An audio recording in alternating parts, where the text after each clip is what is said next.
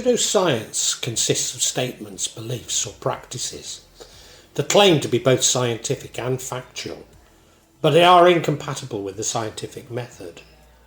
Pseudoscience is often characterised by contrary, exaggerated or unfalsifiable claims, reliance on confirmation bias rather than rigorous attempts at refutation, a lack of openness to evaluation by other experts, absence of systematic practices when developing hypotheses, and continued adherence long after the pseudoscience hypothesis has been experimentally discredited. I mentioned this before, but pseudoscience is an insult used by those who believe themselves to be scientists to put down anything they don't agree with. But I've worked all my life in social sciences, which are often called pseudosciences, a description I wouldn't dispute if we can remove the pejorative connotations. And many of my mystical beliefs would commonly be called a pseudoscience. Thus astrology, divination such as tarot, and magical practices would normally be described as a pseudoscience. But does the term pseudoscience actually have any scientific basis to it? Certainly I've heard scientists describe quantum physics as pseudoscience. This comes from an important assumption of the Enlightenment, that reality is only what the senses can perceive, or at least perceive with the assistance of a scientific instrument. The Enlightenment therefore largely ignores those things smaller than what the human eye can detect. Before answering this, maybe we need to consider what is science. Kant makes the distinction between two sources of knowledge: cognition a priori, cognition independent of all experience, and even of all the impressions of the senses; cognition a posteriori, cognition that have sources in expertise, that is, which are empirical. From Kant, we developed an empiricist view of science. The basic statements are infallible. Science is thus a systematic discipline that builds and organises knowledge in a form of testable hypotheses and predictions about the universe. Kant makes a distinction in terms of forms of knowledge: analytical judgment, judgments in which all predicate concept is contained in the subject concept, e.g. all bachelors are unmarried, or all bodies take up space. These can also be called judgments or classifications. Synthetic judgments, judgments in which the predicate concept is not contained in the subject concept, e.g. all bachelors are alone, all swans are white, or all bodies have weight. These can be called judgments of amplification. Kant thus exposes the limits of metaphysical speculation. In particular, it is concerned to demonstrate as spurious the efforts of reason to arrive at knowledge independent of sensibility.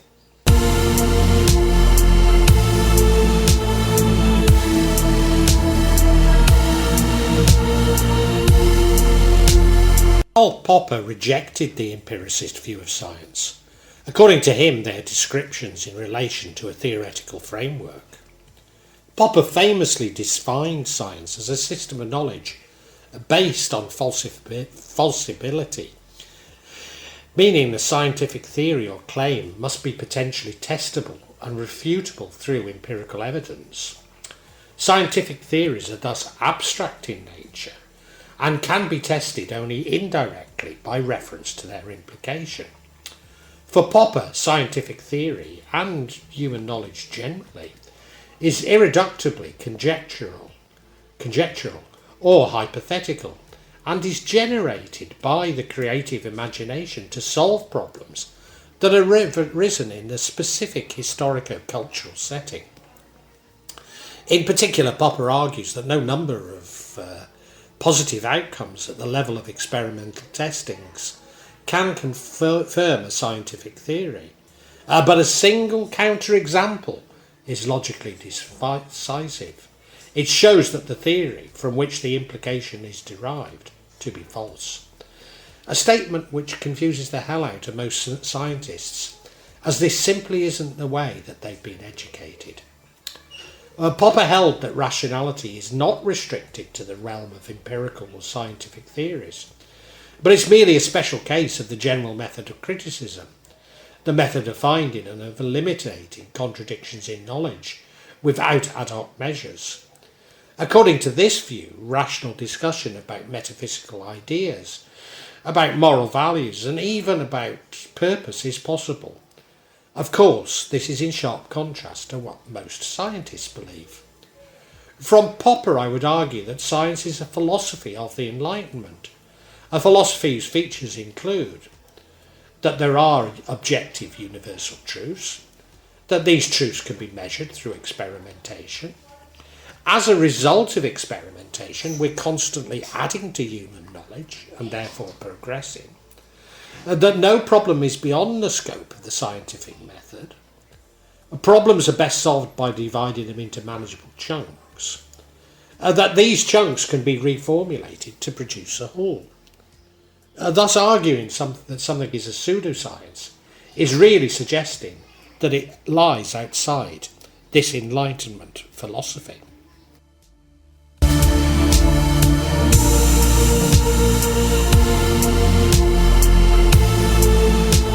Robert K. Merton identified a set of 5 norms which characterise real science. If any of these norms are violated, Merton considers the enterprise to be non-scientific. These norms are originality, the tests and research must present something new to the scientific community. Detachment, the scientist's reasons for practicing this science must be simply for the expansion of their knowledge. The scientist must not have a personal reason to expect certain results. A universality, no person should be able to more easily obtain the information of a test than another person. Social class, religion, ethnicity, or any other personal factors should not be factors in someone's ability to receive or perform a type of science. Skepticism, scientific facts are not based on faith. One should always question every case and argument and constantly check for errors or invalid claims. Public access, any scientific knowledge one obtains should be made available to everyone. The results of any research should be published and shared within the scientific community. Particularly as a result of the health crisis, we're increasingly finding that these norms are routinely violated within the scientific community. Such violators are portrayed as one or two bad apples, but all too often they are by highly respected scientists, and the violation appears systematic, even bound up in the very regulations surrounding scientific knowledge, such as refereed journals.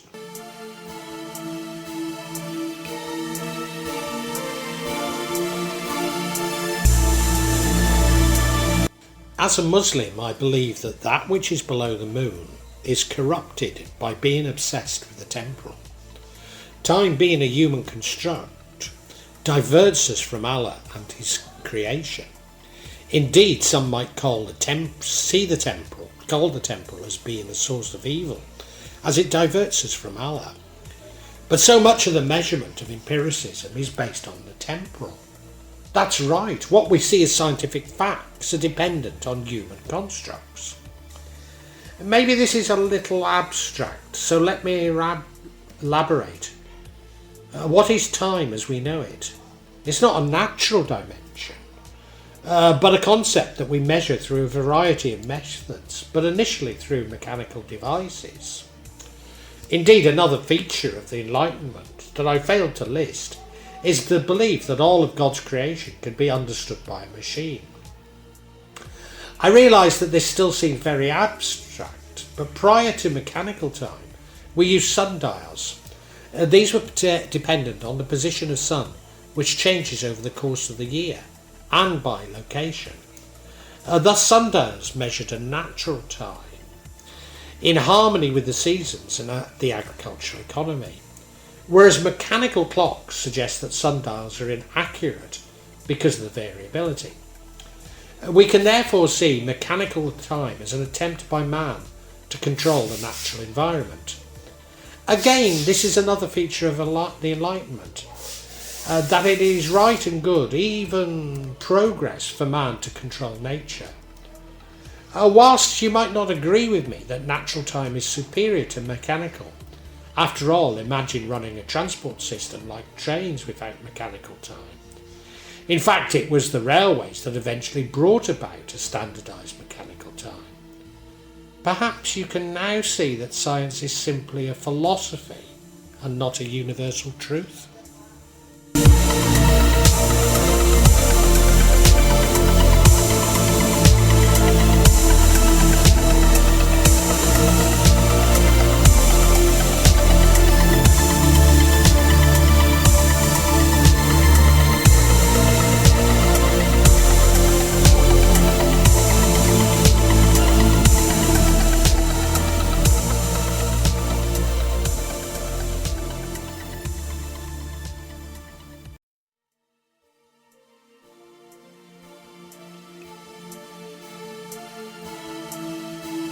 Astrology is widely criticised as a pseudoscience, as a naive precursor to the superior study of astronomy. But is this true? Why wouldn't the star constellations at the time and place of one's birth influence one's character, and indeed therefore one's trajectory through life? Again, I'm not insisting that you agree, simply that you recognise denying this to be as untestable as agreeing with it. After all, the ability to test a hypothesis is at the heart of empirical science. The scientists would disparagingly, often sneeringly, point out that astrology attempts to categorise people into 12 zodiac signs. Whilst these zodiac signs probably go back to Mesopotamia, they were fixed by the International Astronomical Union, IAU. Each of the 88 constellations is a region of the sky bordered by arcs of right ascension and declination, together covering the entire celestial sphere. The boundaries were officially adopted by the International Astronomical Union in 1928 and published in 1930. Thus, zodiac signs do not correspond to the current arrangements of the stars. All this is true. But categorisation and grouping large quantities of data is a recognised tool within science itself. Of course, categories such as zodiac signs, or for example personality types, are not as accurate as actual data on the individual. They're an approximation and need to be treated with care when extrapolating from extrapolations. But as with personality testing, such categorisation is a widely accepted system to simplify the data. As for the changes to the arrangements of the stars, this is a complete red herring. What we choose to call each category, Aquarius, Aries, etc., is irrelevant. They're simply category names. Yes, the arrangements of the star changes, and that is the centre of how astrology is believed to work. Once again, it's not my wish to convince you of the efficacy of astrology, simply to suggest that it's every bit as credible as science. That scientists would argue that the planets could not possibly have an impact on personality and life trajectory is simply a belief, whereas astrology believes the opposite. Again, scientists' beliefs come from the Enlightenment's preoccupation with atomising everything to a machine-like function, all of which may be valid. I'm only suggesting that it's a belief system and not something which is falsifiable.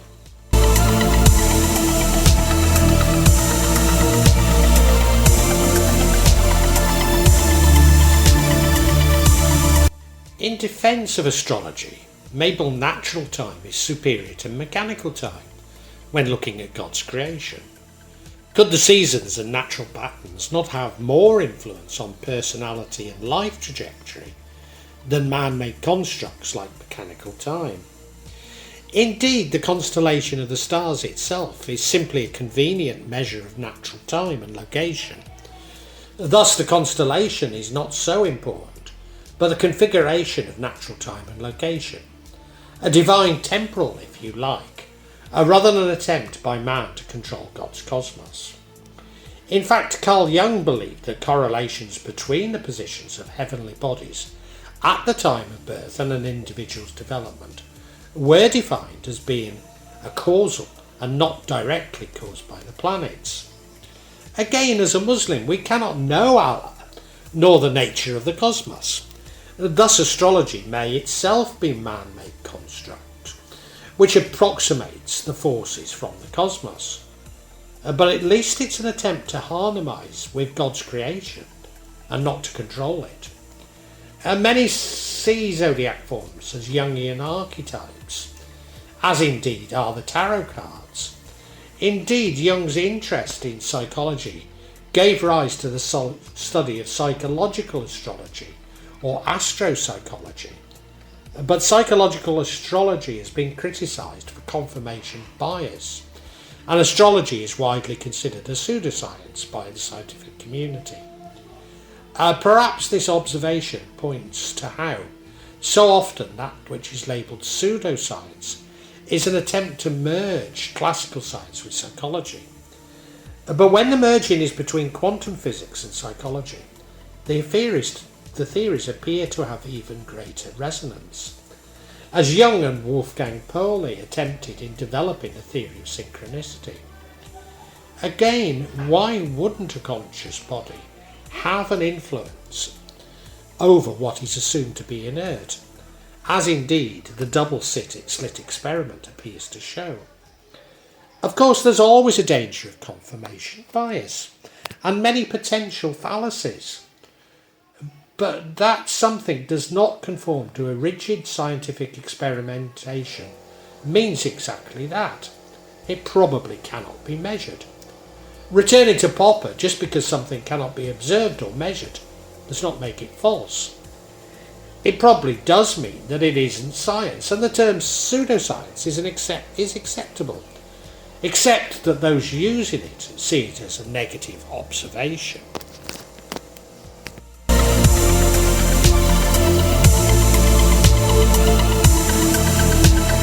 In this respect, we can see science as being like a set of religious beliefs, that only those who believe are qualified to make observations and predictions.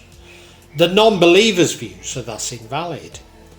If those believers were not so aggressive and insulting in their critique, it wouldn't seem so confrontational.